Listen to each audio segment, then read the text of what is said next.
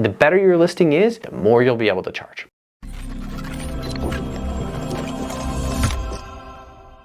I want to show you a guaranteed way to optimize your listing for more revenue. If you haven't followed our videos before, there are 4 steps in the booking funnel that you need to optimize for. When we say the booking funnel, what we mean are the 4 steps that every guest takes to book your property. So those 4 steps are: number 1, an impression, meaning every time you appear in search, you get an impression. Number 2, first page impression, so appearing up the ranking of Airbnb. You may have heard the word rank, same thing. Number 3 is clicks, getting a guest to actually click on you, and then 4 is booking. Step number 1 to optimizing your listing is identify which of those 4 steps you're struggling with. Start from the top and work down. You're only as good as the step above it, okay? So start with impressions, because it doesn't do any good to help your click rate if you're not getting any eyeballs on your listing, okay? So start with the top and work down. Now, you can use IntelliHost to measure how your booking funnel is trending over time. And what we recommend is that you go in there, find the step that you're struggling with, and then do step 2, which is identify the levers you can pull to affect that step. It's really important that you do this, because I see this all the time where people say, oh, my click rate's off. I'll go adjust the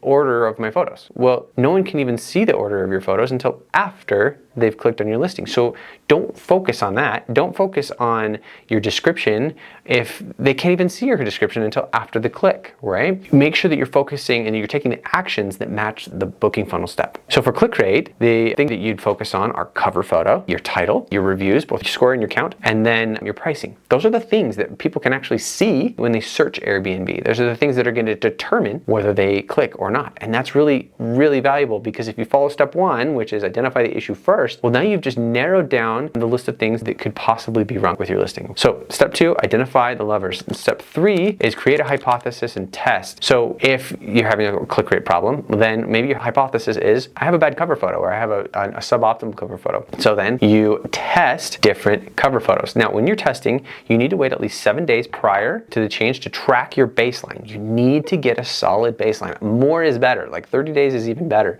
to understand, what is my click rate now? And once you have a solid baseline, then you make 1 change, not 10 changes, not 2 changes, 1 change. And that's because that will help you isolate whether the change is making the difference and which change is making the difference. Okay, so you make your change and then you wait another 7 to 30 days. And when you do that, you'll see a baseline, a before and an after. And that way you can get a really clear, solid measurement on, did this work or did it not? And you either revert that change or try a different change and see if it works. So step 4 is measure it. Really try to take the emotion out of optimizing your listings and just look at the numbers. I promise you, if you do that and follow those 4 steps, you will earn more revenue on Airbnb. And once you've done that, you've really optimized your listing the best you can, then you work with pricing, right? Because the last thing you want to do is just slash prices. And the better your listing is, the more you'll be able to charge.